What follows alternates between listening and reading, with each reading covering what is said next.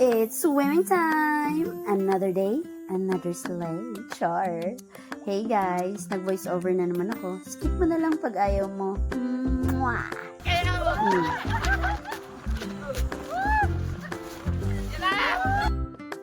Ang saya namin, di ba? Lakas ba naman ang hangin? So, 2 p.m. talaga dapat ang schedule, kaso maaga nakagayak at excited ang my birthday. So tara, sakay na! At excuse me sa dalawang magjowang ito, ha? Ay naabutan tuloy ng red light, kainaman pamanding init. Ang tagal namin dyan, kasi saktong-sakto na pag red light, inandiyan kami. Diyos ko, suno, bago makarating. Hello nga po pala sa mga makakasama namin. At kami nga ho ay nakarating na din sa Villaviadoy. So, papasok lang po pa tayo ng kaunti at tayo paparada bago po tayo makarating doon sa ating mismong liliguan.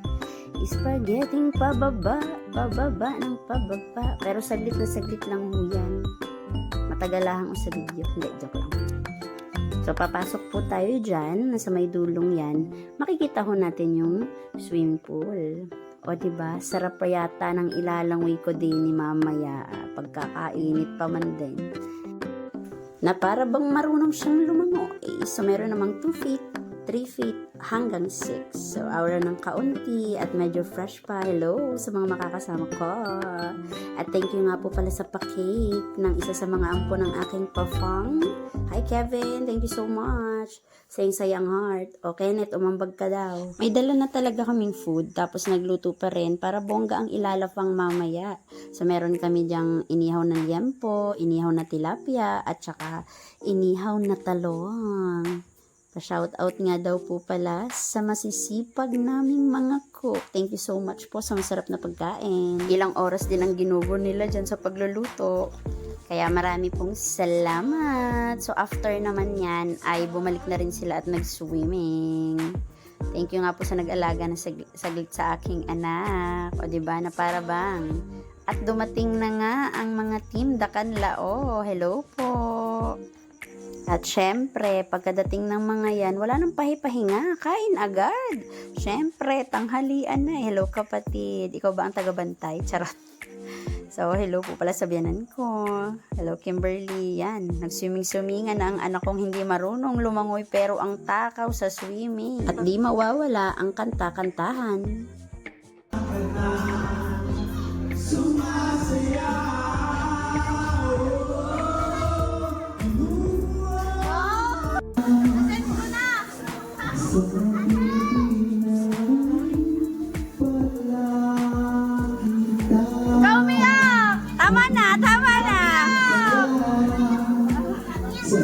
At ito na naman tayo sa second session namin ni Kimberly ng aming inom-inuman. Diba? May pagpabukas-bukas pa kami, may pa-wine-wine pa kami na para bang mauubos namin. Pero na-realize ko talaga, hindi talaga para sa akin pag-inom. Kasi hindi talaga kaya self. Hindi naman halata, diba, na hindi kami marunong ay sobra sa tagay, ubos naman sa pulutan. Di pa nga kami magkandamayaw kung paano namin yan mauubos. Kasi unang tikim pa lang ay pagkakasamaho ng lasa. Kala ko ba masarap to? Bakit gustong gusto to ng iba?